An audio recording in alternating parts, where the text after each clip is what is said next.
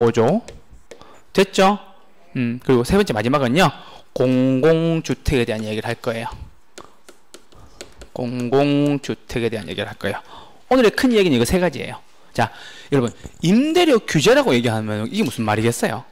임대료를 이거 이상 받지 마라고 얘기하는 거예요.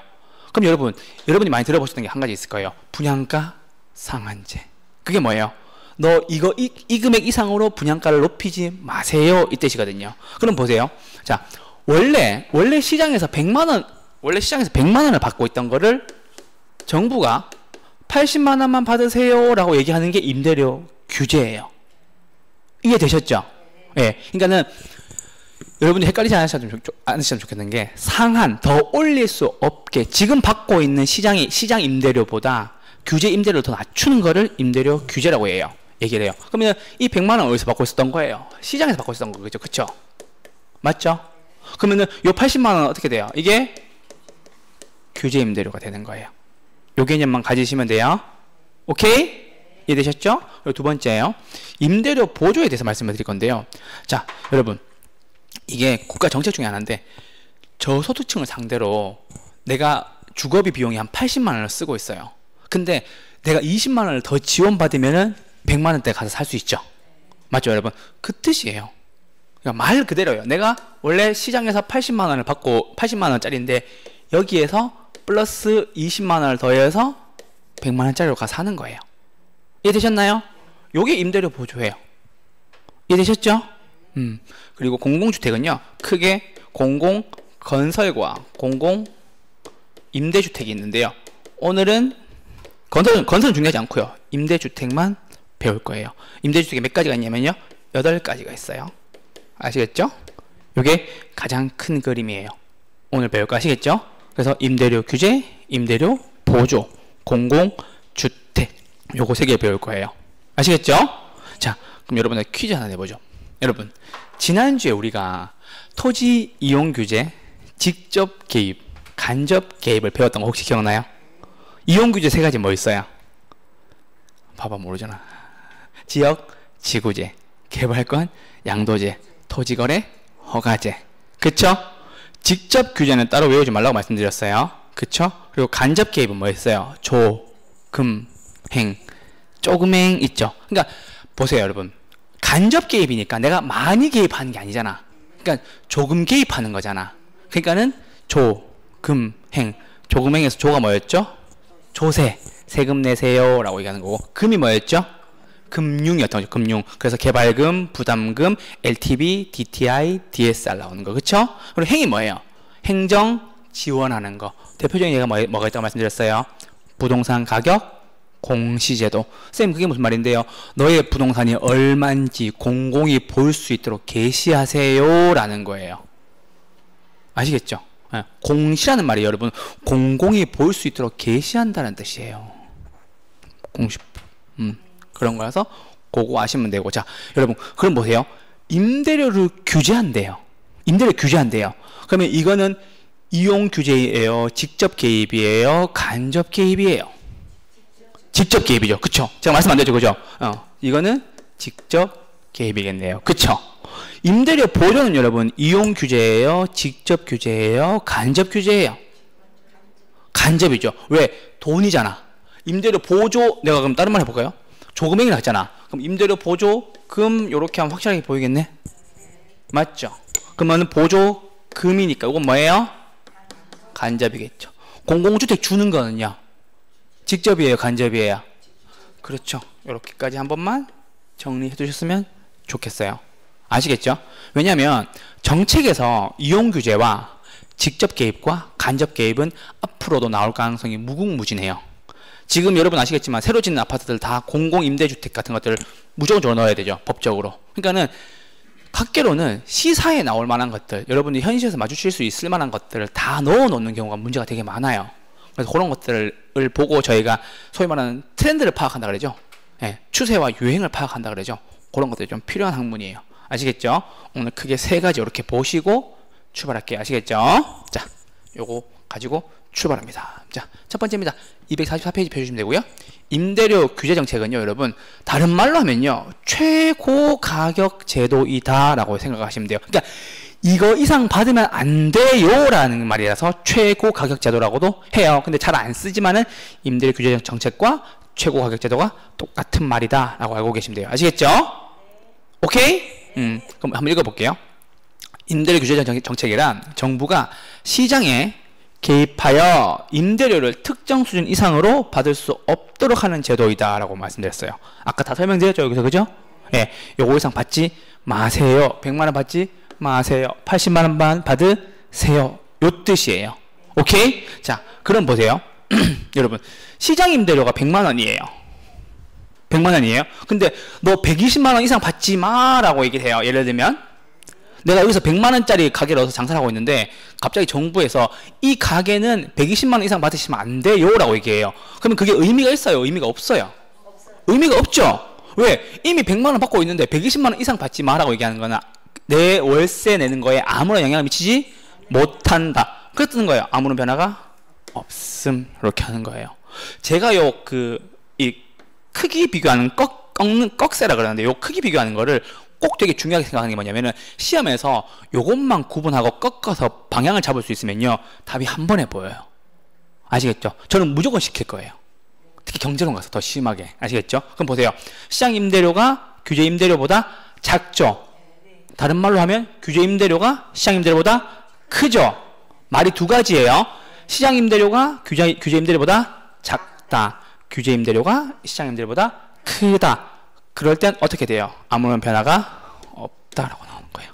혹은 아무런 영향이 없다라고 나오는 거예요. 그러니까 문제를 보실 때도 만약에 1번, 2번, 3번, 4번, 5번 중에 규제 임대료가 시장 임대료보다 클 때 뒤에 다른 말이 나오잖아요. 그럼 무조건 틀린 거라니까. 문제를 그렇게 보시면 빨리 풀 수 있어요. 정확하게. 아시겠죠? 제가 원래 지문 분석하는데 좀 특화되어 있어가지고 지문 분석이랑 계산에 특화되어 있어가지고 요거 꼭 말씀드리는 건데 이게 꺽쇠를 딱 하고 나면 보인다니까요. 그러니까 지문에서는 이렇게 잘 안 나와요. 지문만 줄줄줄 나오겠죠. 그러면 규제 임대료가 시장 임대료보다 클 때 임대료가 하락하고 초과 수요가 발생한다. 맞아요? 틀려요? 다시 한번. 규제 임대료가 시장 임대료보다 크게 클 때 임대료 하락이랑 초과 수요가 발생한다. 맞아요? 틀려요? 틀렸죠? 그럼 뭐예요? 아무런 변화가 없다. 아무런 영향이 없다. 이렇게 나와야 되는 거예요. 아시겠죠? 늘 말씀드리지만 외워야 할 것들을 최소화시키고 나머지 것들을 다르게 반대로 보내가지고 외우는 게 가장 쉬운 방법이거든요. 그러니까 이것도 마찬가지인 거지. 예를 들어서 시장 임대료가 규제 임대료보다 작을 때 시장 임대료가 규제 임대료보다 작을 때 수요가 증가하고 공급이 감소한다. 맞아요? 틀려요? 봐봐. 반대로 물어보니까 틀리잖아. 제가 지금 계속 기억만 읽어드리는 거예요. 다른 거 안 읽어. 아직 안 내려갔잖아. 그럼 보세요. 다시. 규제 임대료가 시장 임대료보다 클 때 임대료가 하락하고 초과 수요가 발생한다. 맞아요? 틀려요? 틀렸죠? 어떻게 돼요? 아무런 변화가 없다. 이렇게 하시면 돼요. 이해되셨나요? 그리고 다시. 시장 임대료가 규제 임대료보다 작을 때 수요가 증가하고 공급이 감소한다. 맞아요? 틀려요? 틀렸죠? 왜요? 아무런 변화 없다. 요거를 두 방향을 자유자재로 여러분들이 숙지를 해주셔야 돼요. 아시겠죠? 규제 임대료가 크다. 그래서 여러분들이 나중에 시험장 가시면은 제가 읽어드렸던 그 지문에다가 꺽쇠를 하라고 말씀드릴 거예요. 어디가 큰지. 그러면 요 그림이 딱 떠올라야 돼요. 오케이? 이게 연상하고 본인들이 머릿속에 있는 걸 꺼내는 가장 정확한 방법이라니까. 그러니까 지문만 읽고 여러분들 문제를 풀려고 하지 마시고 지문 읽었을 때 어디가 큰지만 비교가 되면 이게 한 번에 빵 보여야 된다는 거지. 아시겠죠? 오케이. 그래서 변화가 없고요. 시장 임대료가 크면 예를 들어 100만원 받는데 너 80만원 이상으로 받지 마라고 얘기하면 문제가 생기겠죠. 이제 드디어 문제가 생깁니다. 어떤 문제가 생기는지 보시죠. 임대료가 하락하는 건 당연한 거죠. 그렇죠? 맞죠? 근데 여러분 생각을 해보세요. 내가 지금 100만원을 내고 있어요. 가게를 하면서. 근데 정부가 와가지고 여기 임대료를 80만원만 받으라고 얘기해서 집주인 80만 내렸어요. 그럼 사람들이 몰리겠어요? 안 몰리겠어요? 몰리죠. 그럼 초과 수요가 생기겠죠? 당연히. 그쵸? 수요는 증가하고 그러면 집주인은 뭐라고 얘기하겠어요? 건물주는 뭐라고 얘기하겠어요? 아씨 돈이 안 되네 라고 얘기를 하면서 그 건물을 팔거나 아니면 용도를 바꾸거나 특히나 아파트 같은 경우에 훨씬 그렇겠죠. 아파트 및 상가 같은 경우에는 내가 지금 쓰는 돈이 예를 들어서 이 건물을 유지하는 비용이 90만 원이란 말이에요. 그래서 내가 10만 원만 남아. 100만 원 받아가지고 10만 원만 남아. 딱 예를 들면 그쵸? 근데 규제 임대료를 80을 하니까 내가 어떻게 돼요? 10만 원 손해가 되죠. 이거 관리하고 청소하고 뭐 보유세 같은 거 다 내고 해서 내가 이 건물 유지하는데 90만 원이 든단 말이에요. 근데 100만 원 받을 때는 내가 플러스 10만 원이니까는 그래도 돈 안 되지만 나중에 이 건물 값이 오를 수도 있을 거고 그래도 손해는 아니니까 가지고 있어 보자고 얘기를 하겠지만은 규제되면서 이게 마이너스 10만 원이 되면 하겠어요 안 하겠어요? 안 하죠. 처분하거나 용도를 전환해가지고 더 비싸게 받으려고 하거나 아니면 이 지역을 떠나거나 하게 되겠죠. 그럼 공급이 어떻게 되겠어요? 공급이 감소된다는 거예요. 이해됐어요? 오케이. 다시 한번 여쭤보죠. 규제 임대료가 시장 임대료보다 클 때 어떻게 돼요? 아무런 변화가 없죠. 맞아요? 오케이. 그럼 시장 임대료가 규제 임대료보다 클 때 무슨 일이 생겨요? 임대료는 당연히 떨어졌죠. 그쵸? 100만 원, 80만 원 왔으니까. 그쵸? 그러면 나도 들어갈래 하는 거죠. 그쵸? 야, 저기 월세 되게 싸졌대. 그럼 나도 하는데 수요도 증가하고 초과 수요도 생기는데 무슨 일이 생기냐면요.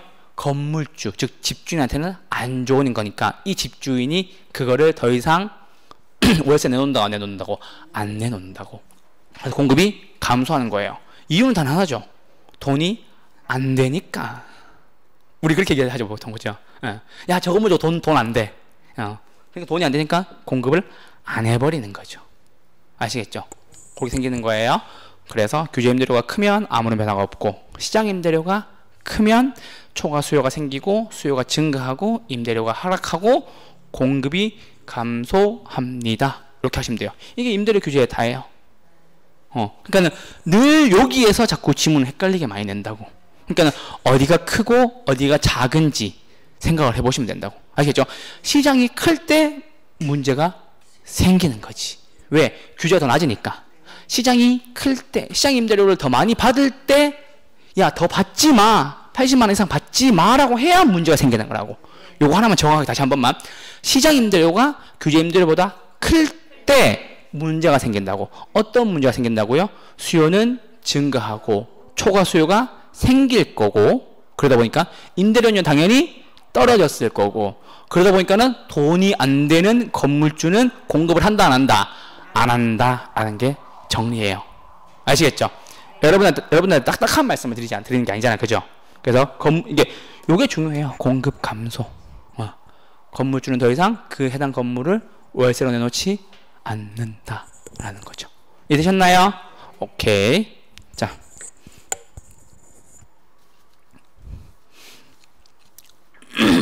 자, 그것과 연관해서 조금 더 확장시켜보죠. 여러분, 아까 임대료 규제 정책이 제가 최고 가격 제도로 말씀드렸어요. 그죠? 여기까지만 받으세요. 이 뜻이에요. 그쵸? 80만 원까지만 받으세요. 이거예요. 그쵸? 근데 보세요. 임대료 규제를 하면요. 어떤 효과가 생기는지 볼게요. 아까 말씀드렸죠. 초과 수요. 그쵸? 100만 원이 80만 원 받으니까 나도 살래. 나도 할래. 라고 얘기를 하는 거고, 누가 투자를 기피하는 거예요? 누가 투자를 기피할까요? 감 잡았어요? 예전 같으면 집주인이 그래도 약간 그 바닥 공사라도 좀 해주고 도배라도 좀 해주고 하는데 이제 뭐라 그래요? 너 싸게 들어왔잖아 라고 얘기를 하면서 이제 안 해준다는 거지. 거기에 대한 투자를. 내 건물이지만 너가 월세를 싸게 들어왔기 때문에 나도 돈 버는 거 없어. 나도 마이너스 나도 적자야 라고 얘기를 하면서 거기에다가 뭘 해준다고 안 해준다고? 안 해준다고요. 이해되셨죠 지금? 네. 그리고 그러니까 투자를 기피하니까 질적 수준이 당연히 저하가 되겠죠. 연관되는 거예요.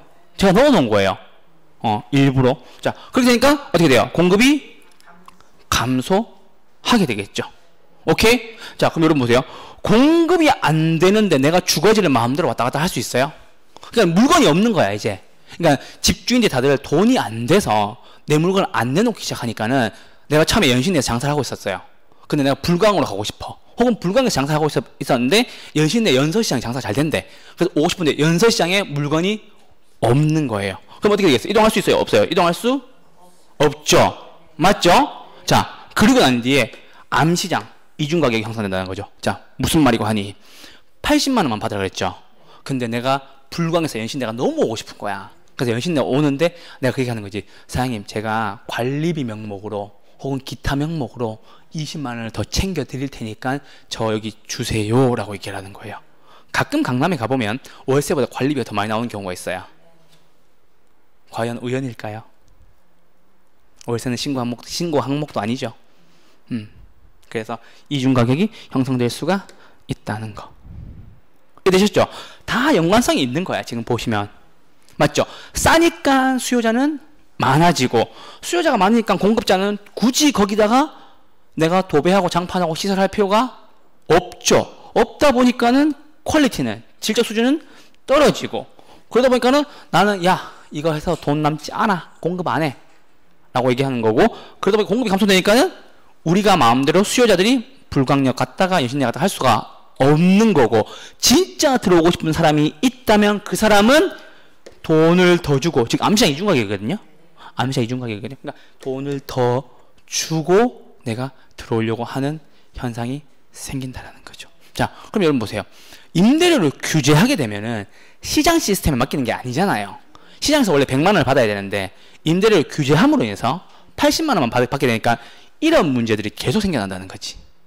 무슨 말 이해됐어요? 예. 네. 요거 이해되죠, 지금? 요게 임대료 규제의 안 좋은 측면인 거죠. 결국엔 안 좋아져요. 예. 공급도 감소되고, 이동도 안 되게 되고. 왜냐면은, 왜냐면 나 같은 경우에는 여기서 장사하고 싶은데 계속 불광역 장사해야 되는 상황이 생긴다는 거지. 왜? 여기에 자리가 안 비니까. 그러니까 서로 안 떠나려고 하는 거예요. 월세 싸졌으니까. 근데 거기다가 집주인, 건물주들도 자기 건물을 내놓지 않는다라는 거죠. 돈이 안 되니까. 이해되셨나요? 네. 그렇게 해서 임대료 규제 효과는 이 정도로 볼 수 있겠습니다. 다 이해되시죠? 네. 자, 그리고 난 뒤에 제가 저번에 말씀드렸죠. 아까 말씀드리면서 분양가 규제에는 뭐가 하나 더 있다고요? 분양가 상한제가 있다는 거예요. 똑같아요, 여러분. 임대료 규제가 결국 분양가 상한제랑 연결되는 거예요. 근데 여러분, 지금은 분양가 상한제에 대한 많은 이슈가 안 되고 있어요. 재작년, 작년 코로나 막 시작할 때, 집값이 막 미친 듯이 폭등할 때, 그때 분양가 상한제가 엄청 유행했었어요. 그리고 문제가 자주 나왔죠. 분양가 상한제의 효과가 뭐냐, 어떤 일이 생기느냐를 엄청 많이 물어봤었어요. 그래서 분양가 상한제 혹은 분양가 규제에 대해서 좀 말씀을 드리면요. 여러분 생각해 보세요.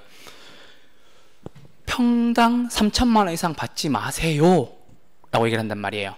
그럼 분양가를 상한제하면 주택가격이 어떻게 되겠어요? 주택가격이 그나마 좀 안정이 되겠죠. 지금 둔촌주공이 지금 3,080 몇만 원으로 나왔더라고요. 일반 분양이 4,200세대를 분양을 하는데 12,000세대 정도 돼요. 그 중에 일반 분양이 4,200 정도 나왔는데 일반 분양의 분양가가 평당 3,080 몇만 원 나왔어요. 그래서 그거 분양가 상한제 같은 경우에 그렇게 되면 주택가격이 안정이 되겠죠. 근데 이번에 경쟁률 나왔잖아요.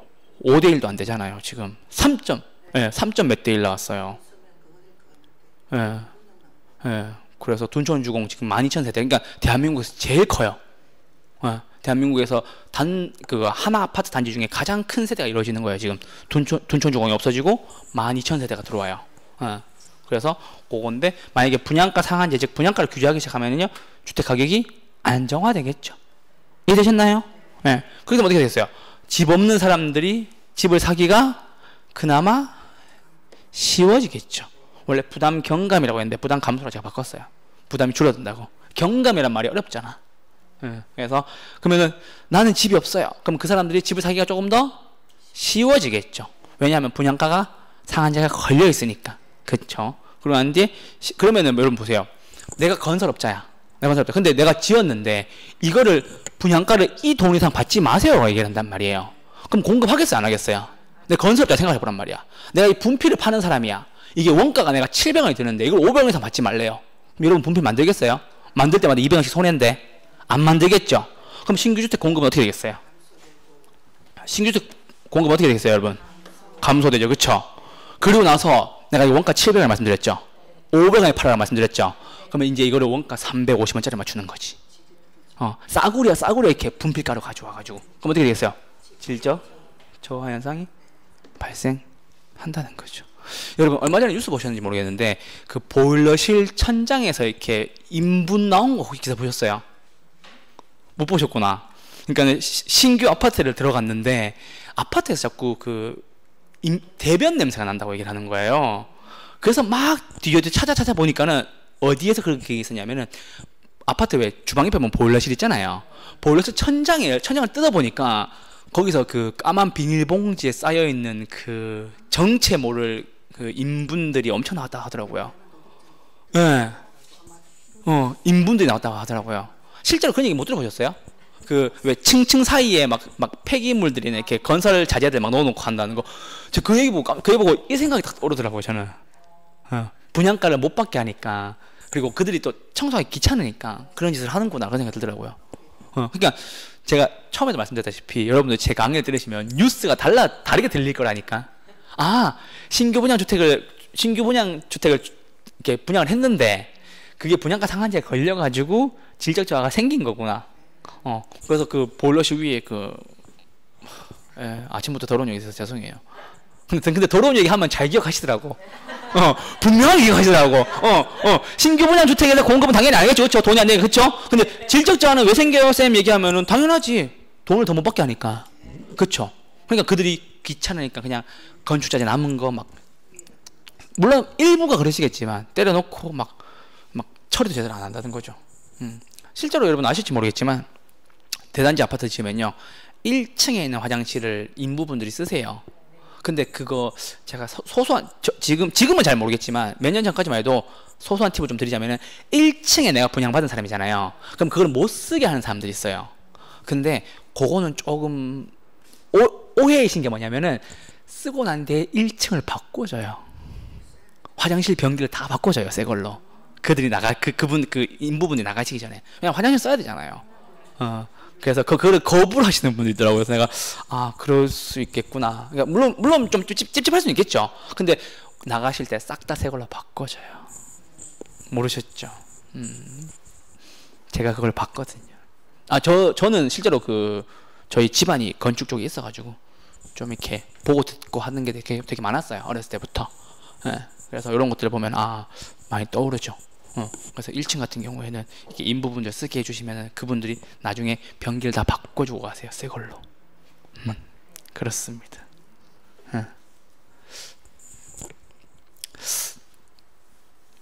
이야기 재밌죠? 그래서 여러분, 그러면 분양가를 정할 때 뭐랑 뭐로 구성되냐면 여러분, 택지비와 건축비로 구성된다라고 나와요. 지금은 여러분 택지비와 건축비로 구성된 분양 가격을 알 수가 있어요. 그래서 택지비가 얼마 들어갔고 건축비가 얼마 들어갔고를 공개를 하고 있어요. 실제로 SH 서울도시공사라든지 이런 쪽에서는 공개를 하고 있죠. 왜냐하면 여러분들에게 정확한 분양 가격을 공개하는 것이 맞다고 생각하나 봐요. 당연히 그래야 되겠죠. 맞죠? 요즘 시대가 어떤 시대인데 그죠? 빠지는 돈 없이 택지비는 얼마 들었고요, 건축비는 얼마 들었어요 해가지고 여러분이 들어갈 신축 아파트의 분양 가격을 확인할 수도 있어요. 어떻게 구성되고 어떤 금액으로 만들어져 있는지 분양 가격을 체크도 할 수 있어요. 그래서 택지비와 건축비로 구성된다라고 생각하시면 돼요. 아시겠죠? 오케이. 그럼 여러분 잘 보세요. 자, 전문 용어 나옵니다. 여러분, 분양가 상한제를 업계에서 뭐라 그럴까요? 분상이라 그러죠. 그쵸? 들어봤어요 혹시? 못 들어봤죠?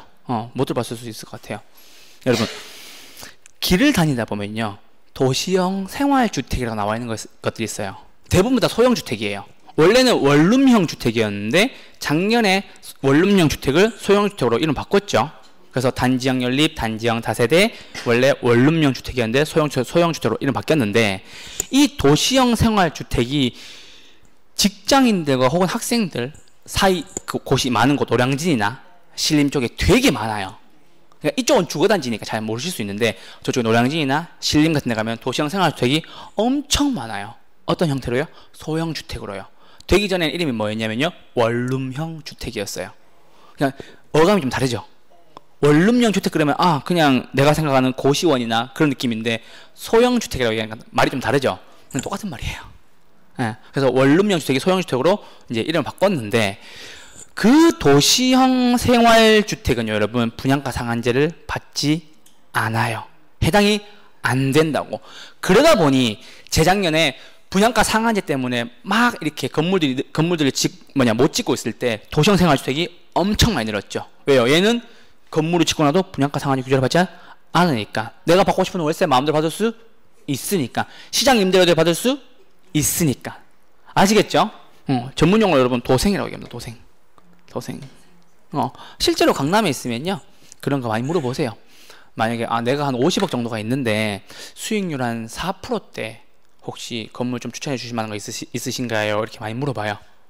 예, 그러면 도생 같은 경우에는 수익률이 좀 나오는 경우도 있고, 근데 공실이 요즘 좀 많아서 학생들이 많이 없고 하다 보니까 좀 그런 문제가 있는데, 그런 상담도 많이 받게 되실 거예요. 그렇게 되면은 그때 이제 그 물건들 싹 정리해놨던 것들 이렇게 PPT로 보여주면서, 여기는 위치가 어디고 수익률이 요 정도 나오고 매매가는 요 정도였고, 예, 그렇게 말씀하시면 되죠. 아시겠죠? 그래서 근데 요 도생은 분양가 규제를 받는다 안 받는다? 적용하지 않는다. 요게 포인트예요. 그래서 최근 들어서 이제 코로나가 이제 거의 이제 끝나가고는 있죠. 뭐 1월부터 실내 마스크도 해제한다는 얘기가 나오는데, 코로나가 한참 이렇게 창궐할 때 그때 집값이 엄청 올랐잖아요. 그때 만들었던 그 분양가 상한제 때문에 도생이 많이 만들어졌었고요. 왜 많이 만들어졌냐면요, 이거는 분양가 상한제를 받지 않으니까.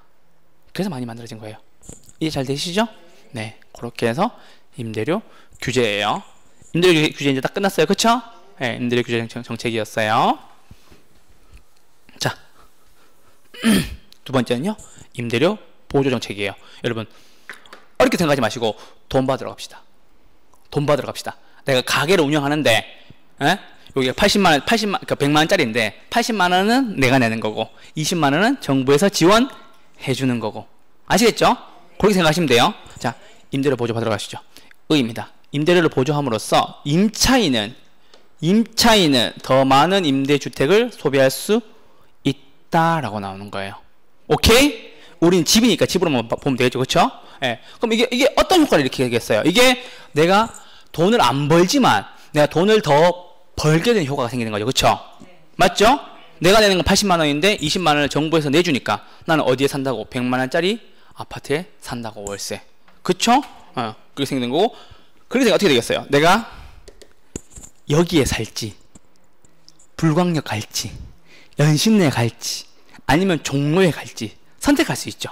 왜? 내가 지금은 80만 원밖에 없지만은 20만 원을 더 받으니까는 어디까지 갈 수 있어요? 내가 100만 원짜리 월세를 낼 수 있을 때까지 갈 수가 있다라는 거죠. 그쵸? 그럼 연신내를 벗어나서 조금 더 번화가 저쪽 종로나 아니면 시청이나 이쪽으로 갈 수 있겠죠.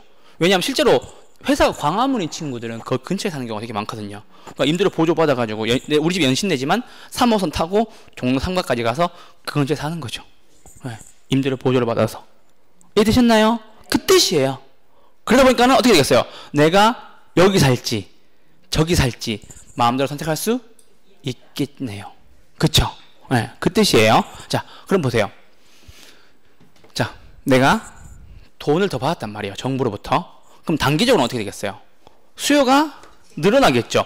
이 더 받은 20만 원을 들고 100만 원, 내 그 예산 100만 원 내에서 내가 갈 수 있는 곳을 막 선택하게 되겠죠. 그럼 어떻게 되겠어요? 수요가 늘어나겠죠. 됐나요? 그럼 보세요. 그럼 집주인이 가만히 있겠어요? 가만히 안 있겠죠? 그러면은, 야, 수요 사고 싶은 사람이 많으니까 나 임대료 올릴래. 라고 얘기하겠죠. 그렇죠? 왜냐면 사고 싶은 사람이 많으면 임대료가 오르는 것은 당연한 거니까요.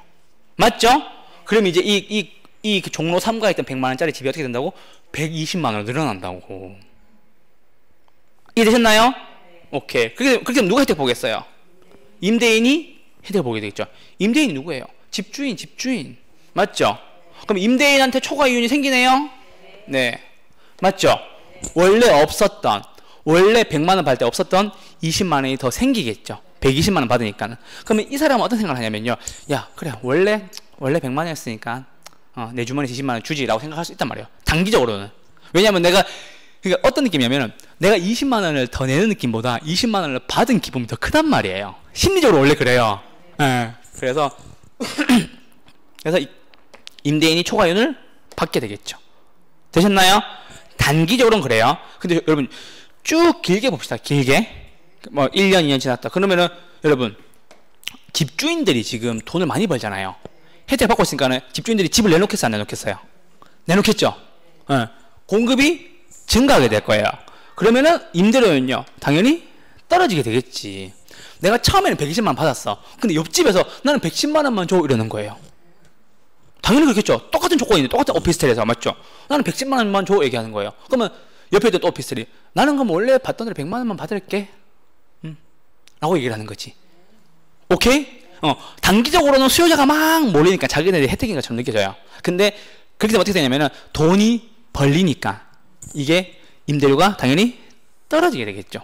생각을 해보세요, 여러분. 처음에 내가 120만 원 받았어. 근데 나랑 똑같은 아파트 가지고 있는데 이분이 원래 100만 원 받은 사람이야. 근데 이 보조 때문에 120만 원 내가 받았는데 그러면 옆에 있던 오피스텔 주인은 야 120만 원 하니까는 좀 간당간당한데 나는 110만 원 해가지고 내가 가지고 있는 이 오피스텔 3개를 한 번에 다 월세 뺄래 딱 마음먹는 거예요. 그럼 110만 원 딱 붙이는 거예요. 그럼 어떻게 될까요? 빠바박 소비가 되겠죠. 120만 원 똑같은 조건이니까. 그쵸? 그렇게 되면 110만 원이 끝나고 나면 그 다음 어떻게 되겠어요? 나는 100만 원 옆에서 또 등장하겠죠. 그래서 임대료가 떨어지는 거예요. 오케이? 그렇게 되면 결국 누가 혜택을 보게 되겠어요? 임차인이 혜택, 즉 실수요자, 소비자가 혜택을 보게 되겠고 임대인이 아까 벌던 초과이윤이 있다고 없다고? 없어진다는 게 임대료 보조의 가장 핵심이에요, 여러분. 굉장히 상식적이죠? 그렇게 생각하시면 됩니다. 자, 아까 방금 말씀드렸다시피 임대료 보조는 돈을 지원해 주는 거예요. 그쵸?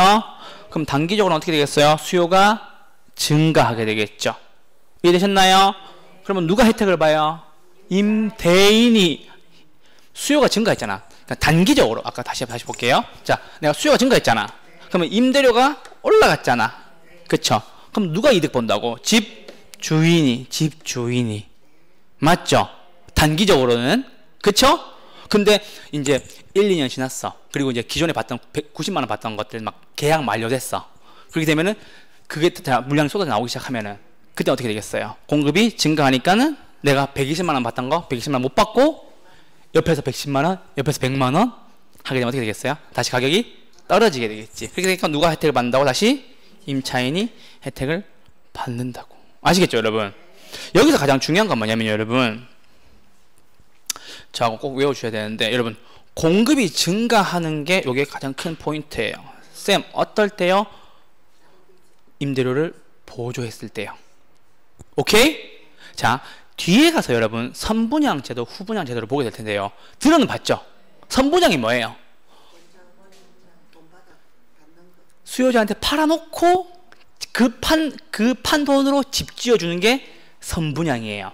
그쵸? 그럼 후분양은 뭐예요? 건설사가 건물 다 올리고 내가 그 건물을 보고 사는 게 후분양 제도예요. 자, 그럼 여러분 하나만 듣고 갑시다. 여러분, 방금 공급 증가하는 요인이 있었어요. 뭐가 있었어요? 임대료를 보조하면 공급이 증가하죠. 맞아요? 그럼 여러분 다시 생각해 봅시다. 자, 임대료 보조하면은 공급이 증가해요. 왜? 임대인, 즉 집주인이 돈이 되니까. 그쵸? 맞아요? 자, 그리고 여러분 아까 선분양, 후분양 말씀드렸는데 여러분, 선분양하면 공급이 증가돼요? 감소돼요? 공급이 증가하죠. 왜요? 건설사가 안아야 될 부담이 하나도 없어요. 왜요? 내가 이미 모델하우스 보여주고, 그래서 모델하우스가 있는 거예요. 이렇게 집 지어줄게 라고 얘기를 하고 내가 수요자들한테 돈을 받아서 그 돈으로 집을 짓는 거라고. 이해됐어요? 그러면은 공급업자, 즉 건설업자는 집을 짓기가 쉽겠어요? 어렵겠어요? 훨씬 쉽겠지. 특히나 중견건설사 같은 경우에는 돈이 없어서 못 짓는 경우도 허다해요. 그러니까 후분양이 힘든 거지. 그럼 선분양을 하게 되면 공급은 증가하는 거죠. 오케이? 그래서 공급 증가 요인에 딱 2가지예요. 나머지는 다 공급 감소예요. 오케이? 우리는 2개만 외우면 돼요. 임대료 보조와 선분양 제도. 아시겠죠? 요거 2개는 정말 정확히 외우셔야 돼요. 아시겠죠? 자, 그래서 여러분, 공급 증가하는 거 얘기하면 여러분 보조선 이렇게 하시면 돼요. 레드선 아니래요. 레드선 아니야. 잠들면 안 돼. 이렇게 잠들면 안 돼. 아시겠죠? 내가 이렇게 했는데 갑자기 이렇게 잠들면 하시면 안 돼. 아시겠죠? 그래서 레드선이 아니고 보조선. 여러분 선을 해줘야 돼. 아시겠죠? 보조선. 이게 뭔데요? 공급 증가. 이렇게 하시면 돼. 아시겠죠? 저랑 맞춰보셔야 돼. 자, 여러분 이걸 알면 진짜 정책에서 한 문제 맞출 수 있다니까. 지문이 한눈에 딱 보인다니까 갑자기. 임대료 보조 정책은 공급을 감소시킨다. 맞아요, 틀려요? 틀렸죠. 선분양 제도는 공급을 감소시킨다. 맞아요, 틀려요? 틀렸죠. 임대료 보조는 공급을 증가시키는 요인이다. 맞아요, 틀려요? 맞죠. 선분양 제도는 공급을 증가시키는 제도이다. 맞아요, 틀려요? 맞아요. 이렇게 보시면 된다고. 자, 다시 한 번만. 보조 선. 요게 뭔데요? 공급을 증가. 이렇게 보시면 돼요. 공급 증가시키는 건 딱 두 가지밖에 없어요. 보조 선. 아시겠죠? 임대료 보조니까는 임대인이 혜택을 보니까 돈 되니까는 공급을 늘릴 거고, 집주인이. 선분양은 건설업체가 미리 소비자들한테 돈을 받아서 있으니까는 그 돈으로 내가 건물을 짓기가 용이하니까 공급이 늘어나겠네요. 이해되셨나요? 딱 요거 두 개예요. 공급 증가하는 거 두 가지. 아시겠죠? 임대료 보조와 선분양. 임대료 보조와 선분양. 아시겠죠? 그래서 임대료 보조가 쌤 왜 중요해라고 얘기하신다면 공급이 증가하는 정책이라서 좋은 겁니다. 아시겠죠? 네, 실제로 여러분들 아파트 같은 경우에는 공급이 부족한 게 아니라 그 아파트 한 명당 다 갔는데 100% 넘었어요. 이미 넘었는데 사실은 집을 사고 싶은 욕망이 많으신 분들이 있을 거 아니에요. 핵심 요지에 그런 분들이 있으니까는 예전에는 공급 증가가 굉장히 중요했던 거죠. 그래서 보조 선이에요. 요건 하나 써놔주세요. 그 옆에다가 가볍게 여러분. 공급 증가하는 요인 두 가지. 어디다 쓰면 좋냐면요. 여기 248페이지에다가 248페이지 임대료 보조 정책 위에 있죠. 네, 거기다가 저랑 똑같이 이렇게 공급 증가, 임대료 보조, 선분양이고요. 보조의 동그라미, 선분양, 동그라미, 선분양의 선의 동그라미 해주시면 됩니다.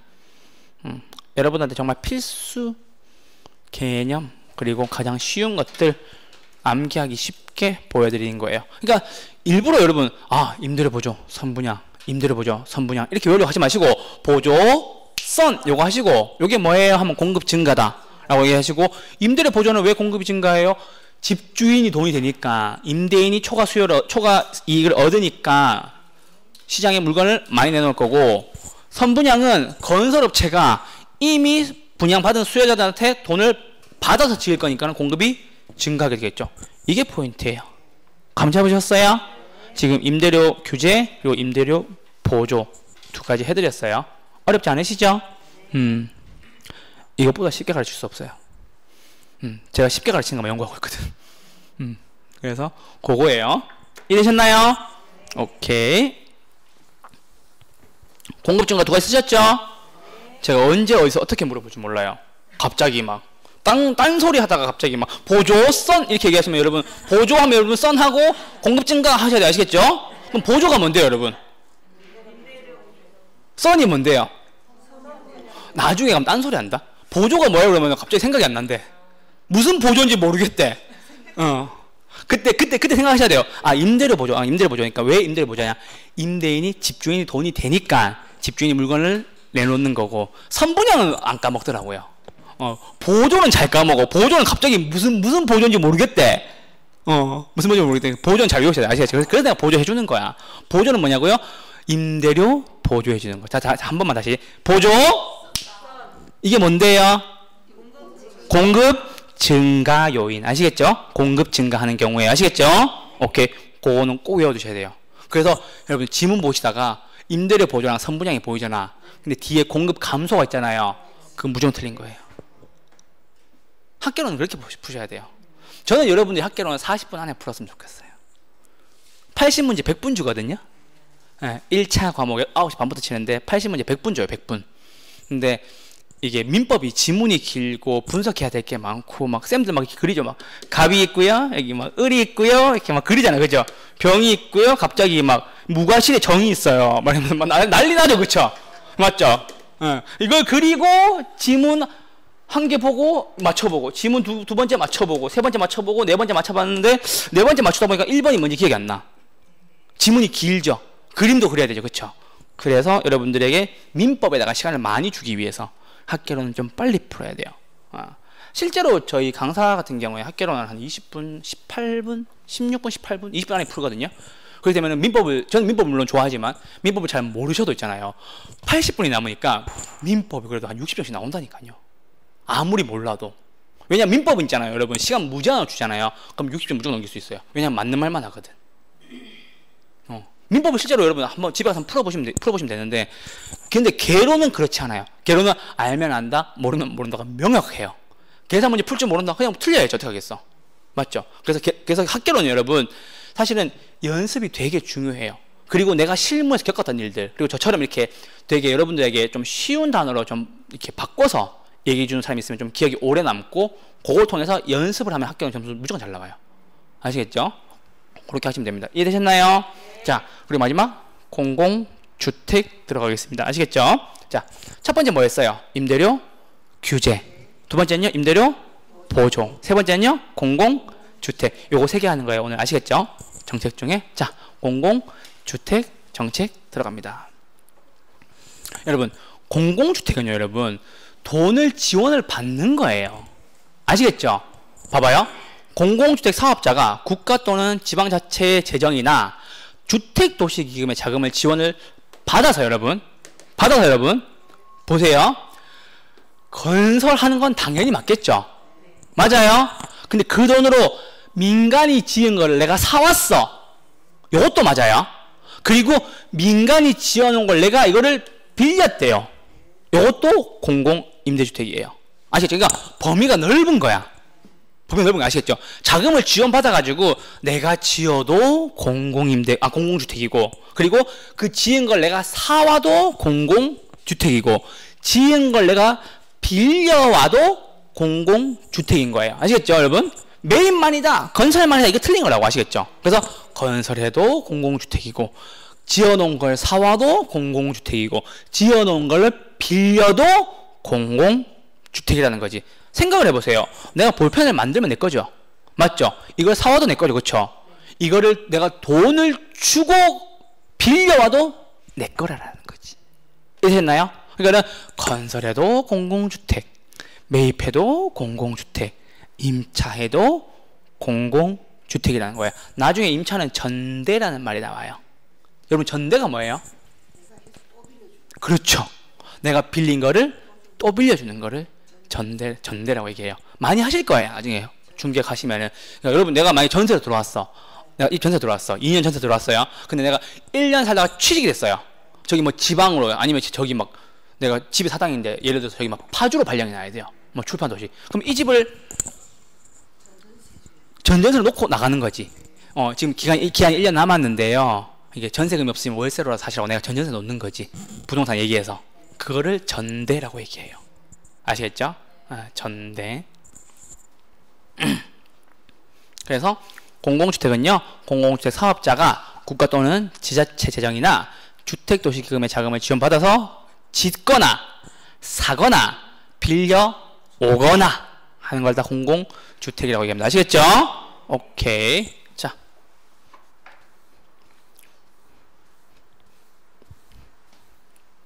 여러분, 공공주택은요 두 가지가 있어요. 건설이 있고요, 임대가 있는 게 있는데, 요즘에는 뭐만 나오냐면요, 임대만 나와요. 공공건설주택은 그다지 중요하진 않아요. 왜냐면 말 그대로 그냥 지어서 주는 게 맞으니까. 근데 여러분, 공공임대주택, 즉 빌려오는 거는 종류가 많고, 이거에 대한 문제도 보여드릴 거예요. 나중에 보시면 깜짝 놀란다 진짜. 이번에 33회 시험 나왔거든요. 그래서 영국행 통장 분기기 요것만 외우시면 됩니다. 아시겠죠? 영국행 통장 분기기. 자, 여러분, 작년에 되게 행복했는데, 왜냐하면 엘리자베스 여왕님이 돌아가셨잖아요. 그래서 다들 영국 가자고 얘기하면서 이렇게 풀어드렸거든요. 그래서 영국 갈 때는 뭘 확인해야 돼요? 통장을 확인해야 돼요. 맞죠? 통장에 얼마 있는지, 내가 이코노미를 타고 갈 건지, 비즈니스를 타고 갈 건지, 그쵸? 아니면 퍼스트를 타고 갈 건지, 그쵸? 근데 영국을 언제마다 간다고요? 분기마다 간다고요. 여러분, 분기가 무슨 말인지 알아요? 아니지. 그건 반기지. 1분기가 언제예요? 1월, 2월, 3월을 1분기라고 얘기를 해요. 2분기는 언제일까요? 그럼 여러분, 4월, 5월, 6월이겠고, 3분기는요 7월, 8월, 9월이고, 4분기는요 10월, 11월, 12월. 이걸 분기라 그래요. 1분기, 2분기, 3분기, 4분기. 반기는요 이렇게 자르면 되겠네. 6개월 한 번은 반기라 그래요.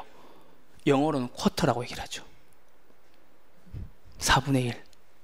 25센트를 실제로 쿼터라고 얘기를 해요. 그래서 1달러의 4분의 1이잖아요. 25센트가. 그래서 그 가시면 쿼터라고 얘기를 해요.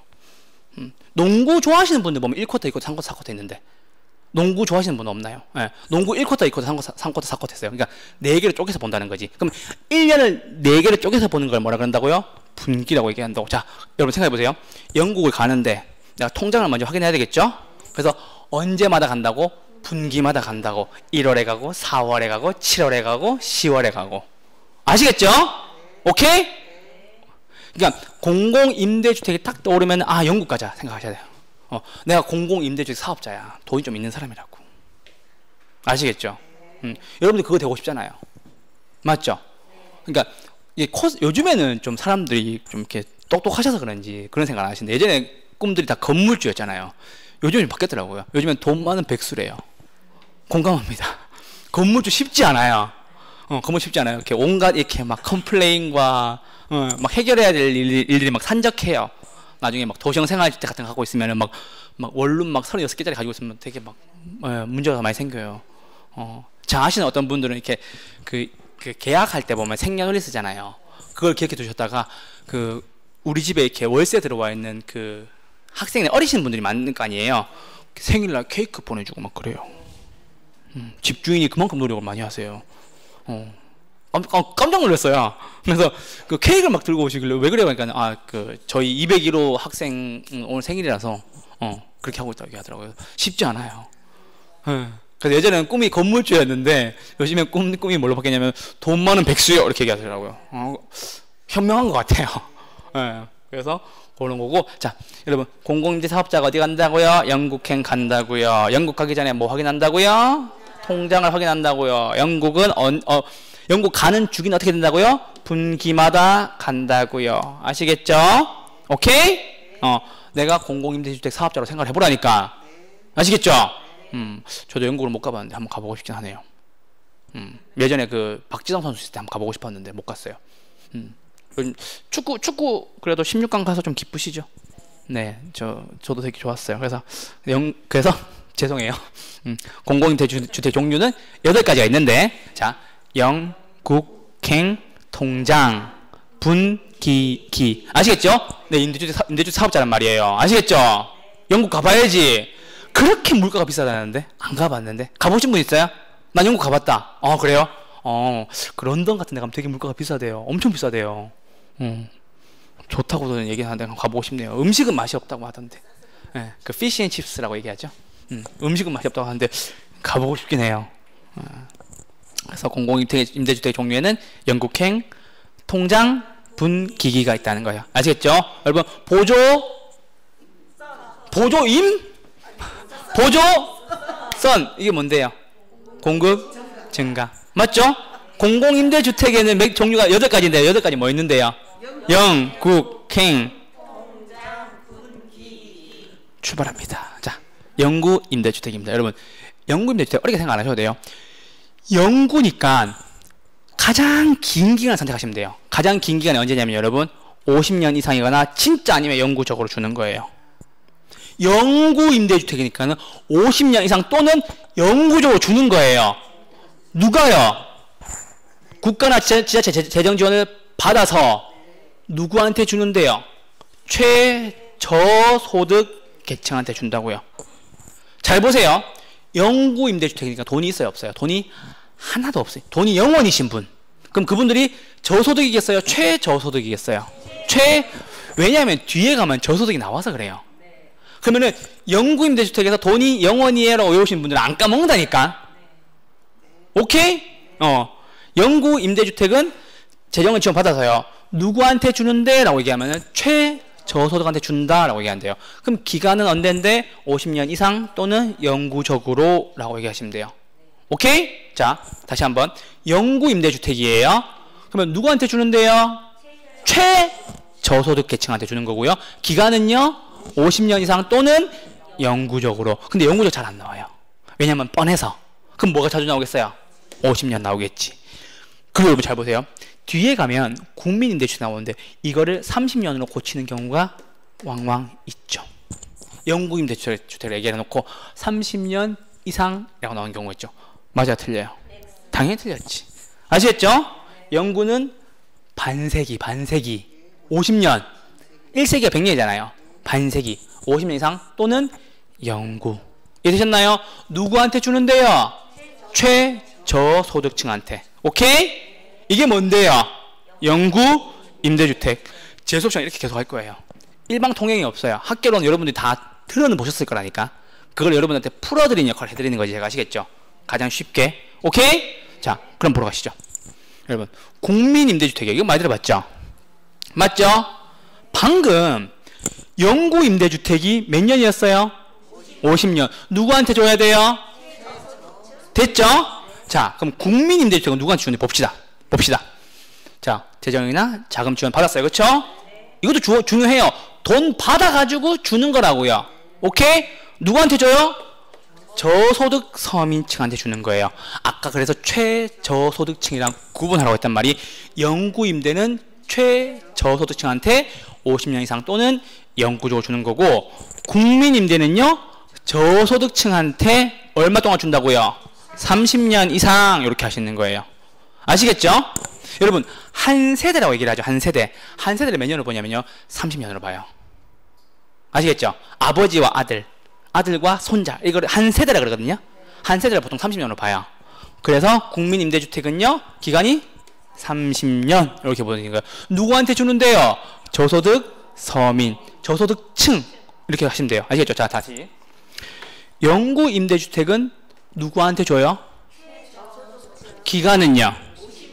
또는 영구적. 국민임대는 누구한테 주는데요? 저소득층 서민한테 주는 거고, 기간은요? 30년 이상. 요걸 외우시면 돼요. 그럼 절대 안 흔들려요. 문제 나오냐고요? 네. 나와요. 오케이. 자, 그리고 여러분, 행복주택 들어보셨죠? 이거 되게 많아요. 요즘에 행복주택 되게 많아요. 근데 여러분 잘 생각을 해보세요. 이것도 재정지원이나 자금 좀 받는데 누구한테 주는 건지 봅시다. 행복주택이에요. 대학생한테 줘. 대학생한테. 막 대학 들어갔어. 대학생이에요. 그리고 사회초년생이야. 내가 이제 막 돈을 벌기 시작했어. 그리고 누구? 신혼부부. 내가 이제 막 결혼했어. 이거 다 세 분 다 행복해요? 세 분 다 행복하냐고? 행복하겠지. 내가 원하는 대학에 들어갔고, 내가 취업도 했고, 내가 결혼도 했어. 신혼부부야. 그럼 좋은 사람들 행복해요? 불행해요? 다 행복해요. 대학생도 행복하고, 사회초년생도 행복하고, 신혼부부도 행복하고. 물론 아닐 경우도 있어요. 신혼인데 좀 아니라고 얘기하고, 우리는 근데 그런 예는 없어. 아시겠죠? 쌤, 저는 신혼 때 별로 좋지 않아. 그렇게 생각하시면 안 된다니까. 아시겠죠? 물론 그런 경우가 있을 수 있겠지만, 행복주택은 누구한테 준다고요? 대학생, 사회초년생, 신혼부부에게 주는 거예요. 아시겠죠? 오케이? 자, 다시. 영구임대주택 누구한테 줘요? 최소 아니고 최저소득층. 최소는 최대 최소고, 최저소득층한테 주는 거고요. 몇 년 동안? 50년 이상 또는 영구적으로. 국민임대는 누구한테 주는데요? 저소득층. 기간은요? 오케이. 행복주택은요? 누구한테 주는데요? 대학생. 그렇죠. 아시겠죠? 네. 요 신혼부부 요 얘기 하시는 거 잘 기억하시더라고요. 요거 두 개는 별로 안 와닿나 봐. 근데 신혼 때 딱히 깜짝 놀랐어요. 그래서 쌤 저는 신혼 때 그렇게 좀 힘들었는데요. 뭐 얘기하시길래 아니에요, 행복하셔야 됩니다 라고 얘기하시는 말씀드렸죠. 대학생, 사회초년생, 신혼부부는 어디에 들어가요? 행복주택에 들어가 살아야 돼요. 아시겠죠? 오케이. 자, 그럼 여러분 네 번째예요. 자, 여러분 이제 영국행이 끝났어요. 영국행 끝났죠? 그럼 뭐 확인해야 돼요? 통장 봐야 되겠죠? 옛날에는 계좌라고 얘기했는데 그 통장 그 ATM기 가서 밀어넣는 종이 있어요. 그게 통장이에요. 써봤어요 혹시? 네. 아직도 써요? 저는 받아놓고 한 번도 써본 적 없는 것 같아요. 통장은 집에는 있어요. 계좌 만들 때 주잖아요. 있는데 안 써봤는데 그 통장을 지금 시작하도록 하겠습니다. 여러분 자 보세요. 우리가 영국행을 했잖아요. 영국행 했죠? 그럼 보세요. 이 통합공공임대주택의 뜻이 무슨 말이냐면요, 앞에 있었던 영국행을 다 더해라는 뜻이에요.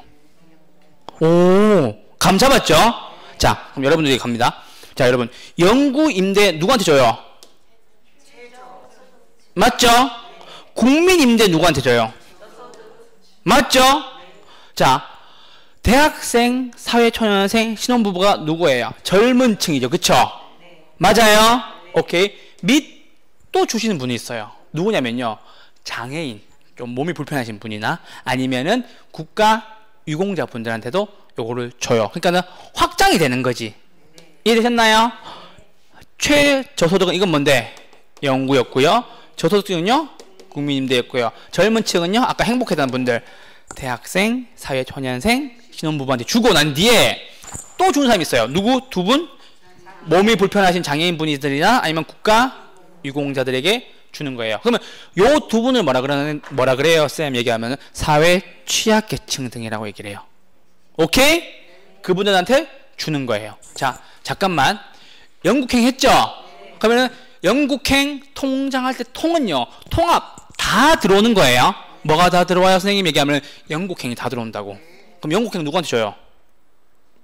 야, 잠 죄송해요. 영구 임대주택 누구한테 줘요? 최저소득한테 주죠. 맞죠?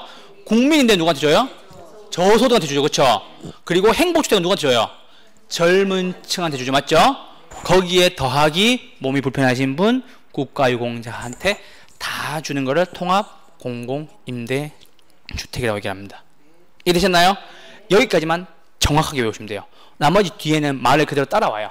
그러니까 왜냐하면 영구임대든 국민임대든 행복임대든 요거 세 개는 연관성이 많이 없어요. 그래서 숫자랑 누구한테 주는지 정확히 외우셔야 돼요.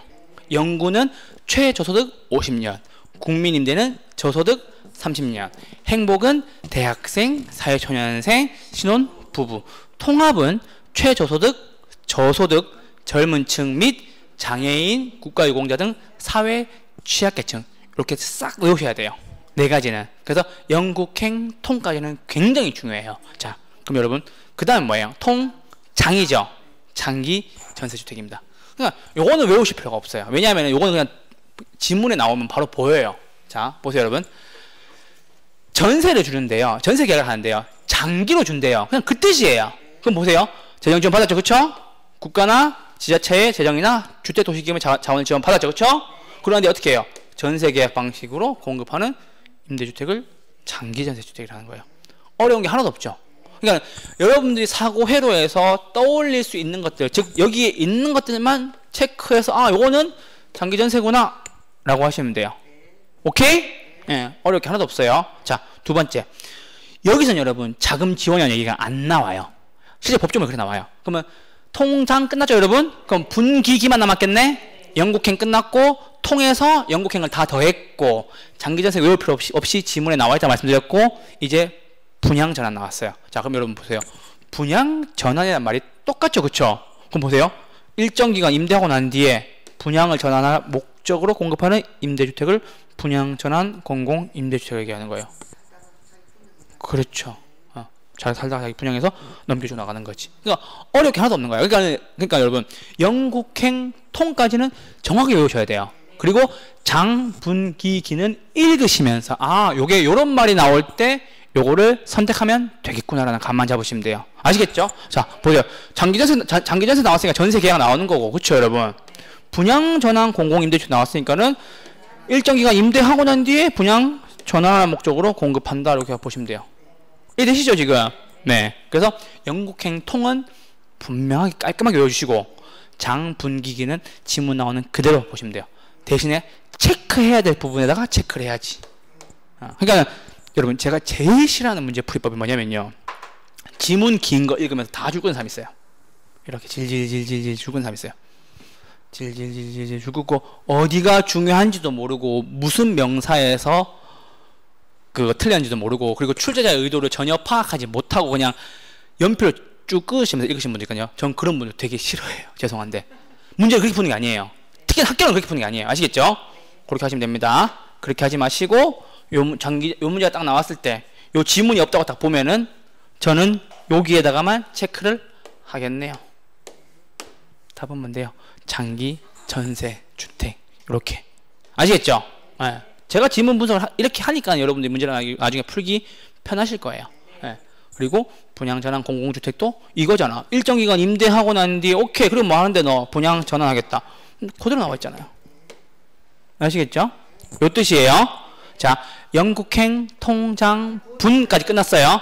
자, 그럼 기기가 두 개인데 왜 기기가 두 개인지 봅시다. 자, 여러분, 영국행 통장 분기기인데 기기가 두 개죠, 그쵸? 근데 하나는요 사는 거고요, 하나는요 전세 넣는 거예요. 그러니까 하나는 사서 주는 거고 하나는 내가 전세로 가지고 와서 다시 임차 주는 거라고. 그러니까 여기서 전대란 말이 나와야 되겠지. 분기기에서 두 번째 기회는 전대란 말이 나와야 되겠지. 왜? 너네가 자금 지원받아서 기존 주택을 빌려와가지고 다시 주잖아. 그러니까는 기존 주택 매입이든 기존 주택 전세든 매입은 쉽죠, 여러분. 나오잖아. 매입해서 공급하는 거고. 맞아요. 얘는 빌려와서 다시 빌려주는 거죠. 그 차이예요. 그러니까 분기기라고 얘기하지만은 그 기가 기존 주택 매입은 사서 주는 거고 기존 주택 전세는 빌려와서 다시 주는 거라고. 제가 앞에 말씀드렸다시피 건설해도 공공임대, 그 매입해도 공공임대, 임차해도 공공임대라고 말씀드렸죠, 그렇죠? 그 뜻이잖아. 오케이? 그러니까 얘는 사서 주는 거고 얘는 빌려와서 다시 빌려주는 거예요. 그럼 말 그대로잖아. 기존 주택이 있었던 거를 매입해서 다시 임대주택 주는 거예요. 오케이? 두 번째는요, 기존 주택이 있었는데 그거를 내가 임차해 와서 전세든 월세든 임차해 와서 다시 주는 거예요. 다시 주니까 무슨 말이 나와야 되겠어요? 전대란 말이 나와야 되는 거겠지. 그러니까 이거를 헷갈리게 한단 말이에요. 그럼 문제 없지. 내가 만약에 딱 두 개만 착하면 되지. 임차해서 전대하면요 전세고, 매입해서 공급 주면요 매입이고. 아시겠죠? 자, 다시 한번 공공임대주택 8가지가 있어요. 자, 여러분들 한번 불러보세요. 영, 국, 행, 통, 장, 분, 기 한 번 더. 그쵸? 영구임대주택은요 누구한테 주는데요? 최저소득. 기간은요? 오케이. 국민임대는요? 기간은요? 통합임대는요? 죄송해요. 행복은요? 행복주택은요? 3명. 아니, 사회초년생? 그렇지. 신혼부부 잘 기억하네. 신혼부부는 안 까먹겠네. 그죠? 그리고 통합임대는요? 3개를 다 더해야지. 그러면 최저소득, 저소득, 젊은 층 및 몸이 불편하신 분들, 장애인분들, 아니지, 국가, 유공자 등 사회 취약계층들한테 주는 거예요. 그래서 영국행 통까지는 정확하게 외우셔야 돼요. 아시겠죠? 그래서 분양 전환, 분기기는 좀 쉬운 게 말 그대로 분양 전환 공공임대는요 말 그대로 분양 전환할 목적, 이렇게 보시면 되고요. 그리고 기존주택 매입이랑 기존주택 전세는 매입해서 공급하면은 매입이고 임차해서 전대하면은 전세고, 이렇게 보시면 됩니다. 아시겠죠? 10분 쉬셨다가 3분, 5분 그냥 보실게요. 10분 쉬시죠.